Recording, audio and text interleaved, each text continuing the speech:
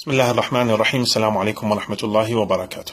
العراقيين في مجملهم يعيشون حالة من الرعب والخوف بسبب أنصار مقتدى الصدر. أي نقد يوجه لمقتدى الصدر مهما كان بسيط، مهما كان الغاية من عنده إيجابية، أنت خائن، عميل، بعثي، والدتك كذا، أبوك كذا، ما إلى ذلك. بل وصل الأمر بالبعض إلى أن يقول إذا تريد تعرف هذا مؤمن لو كافر، هذا والدته نظيفة لو مو نظيفة، شوف ابنها يحب مقتدى لو ما يحب مقتدى، سووا وياه على ابن أبي طالب سويه. أنا أقول هذا الرعب العايشي شنو سببه؟ شنو هالتربية لهذول الآلاف المؤلفة من الناس اللي يتبعون واحد مثل مقتدى؟ شنو ذنبنا احنا نعيش في ظل هذه البيئة؟ شنو ذنب عوائلنا؟ شنو ذنب أقربائنا؟ شنو ذنب أصدقائنا؟ شنو ذنب؟ مطلوب من عندنا إنه احنا نكون عبيد؟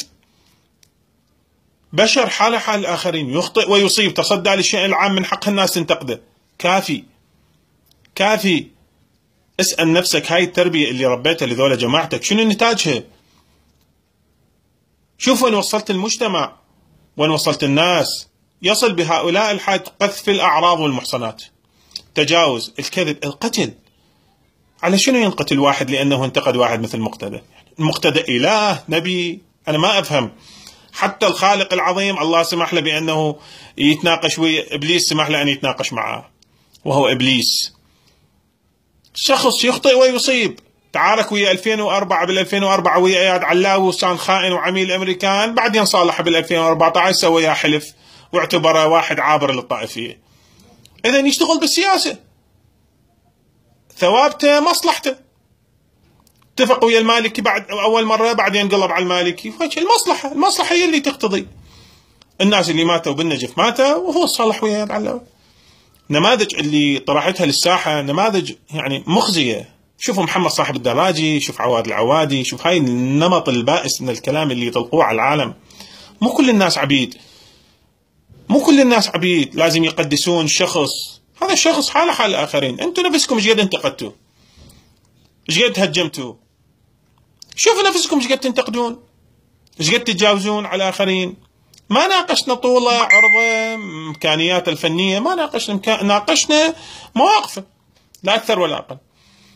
الناس مهددة، ممنوعة، الإعلاميين يخافون، الناس العاديين يخافون. مو أمر جيد تعيش وتخلي الناس تخاف من عندك. صدام الناس تخاف من عنده بس ما حد يحترمه. خلي الناس تحترمك سماحة السيد، مو تخاف من عندك. وأقول لهم إلى عبيد مقتدى الصدر اللي يقولون إحنا أنصار التيار الصدري، السيد الشهيد بريء منكم أولا. ثانيا مو كل الناس عبيد مثلكم. بعض الناس ولدوا أحرارا وعاشوا أحرارا وسيموتون أحرارا، وإذا كان الموت على إيدكم راح يكون، فأهلا وسهلا بالموت. أقول لهذه الحكومة الفاشلة اللي تخلينا تحت سيطرة وحكم مقتدى وجماعته، بئسا لهذه الحكومة، بئسا للعبيد، بئسا للظالمين، بئسا لمن سيذهب ويحمل معه كل هاي السيئات على ظهره. وراكم حساب قبر، وراكم آخرة، وراكم إمام حجة يسألكم، لكن أنتم ما تفكرون بهاي المسألة. لو تفكرون بها ما تتهمون المحصنات وأعراض الناس وتقتلون الناس لمجرد أنه انتقدوا فلان وعلان. بئسا للظالمين.